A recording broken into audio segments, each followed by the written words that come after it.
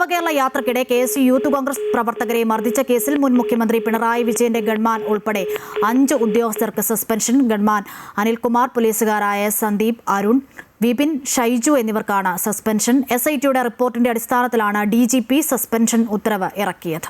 UDF സർക്കാർ സത്യപ്രതിജ്ഞ ചെയ്ത് അധികാരമേറ്റ ആദ്യ മന്ത്രിസഭാ യോഗത്തിലെടുത്ത തീരുമാനമായിരുന്നു ഗൺമാൻ മർദ്ദിച്ച കേസിലെ പുനരന്വേഷണം. SIT രൂപീകരിക്കുകയും ഉടനടി നടപടികൾ പൂർത്തിയാക്കുകയും ചെയ്തു. പ്രാഥമിക റിപ്പോർട്ടിൽ തന്നെ ഗൺമാൻമാർ ചെയ്തത് ഗുരുതര കുറ്റകൃത്യമെന്ന് കണ്ടെത്തിയിരുന്നു.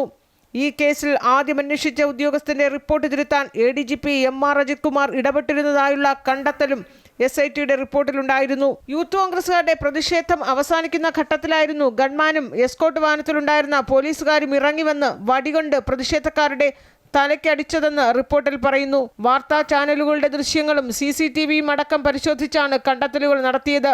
ആലപ്പുഴയിൽ ഡ്യൂട്ടിയിലുണ്ടായിരുന്ന ലോക്കൽ പോലീസിന്റെ മൊഴിയും രേഖപ്പെടുത്തിയിട്ടുണ്ട്. മുഖ്യമന്ത്രിയുടെ വാഹനത്തെ സ്പർശിക്കുക പോലും ചെയ്യാതെ പ്രതിഷേധിച്ചവരെയാണ് പുറകെ വന്ന എസ്കോർട്ട് വാഹനത്തിലെ ഗൺമാനും ഉദ്യോഗസ്ഥരും മർദ്ദിച്ചതെന്നാണ് ലോക്കൽ പോലീസിന്റെ മൊഴി.